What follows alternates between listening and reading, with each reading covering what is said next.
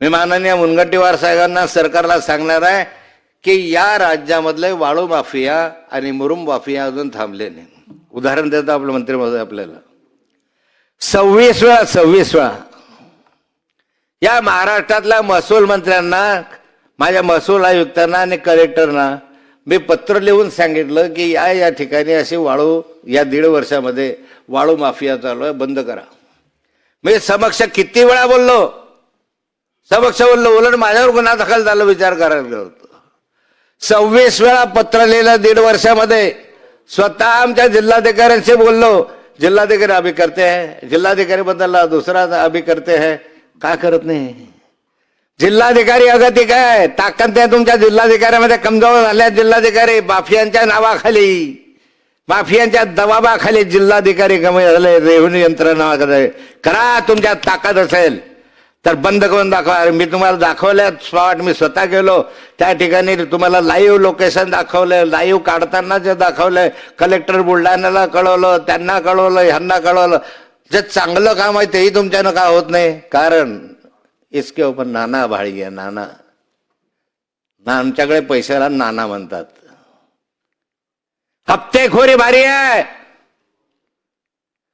एक जिल्हाधिकाऱ्याने तार आवाज केला की साला सळसळ कापायचा प्रशासन इंग्रजांच्या कालखंडात.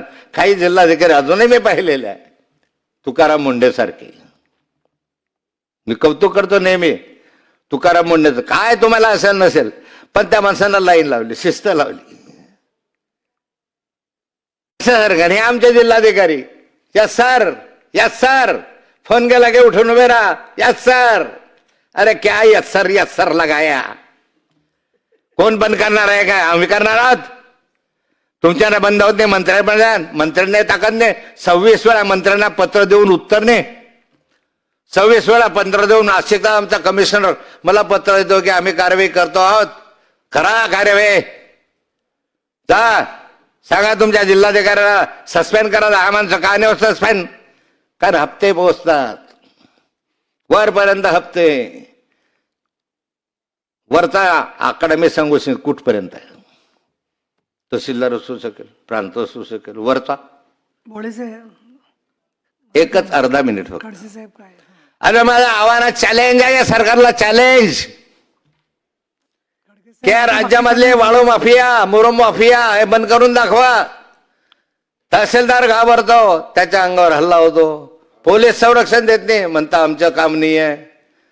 प्रांत घाबरतो, त्याच्या घरावरले होतात.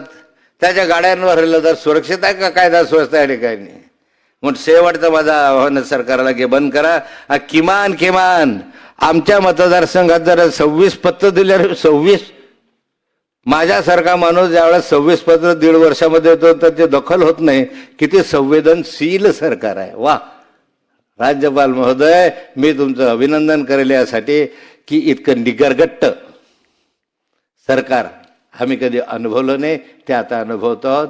मी ना आपल्या या संदर्भाला खेद व्यक्त करतो आणि माझे 2 शब्द संपवतो. त्याच्यानंतर दादा रोकेचे.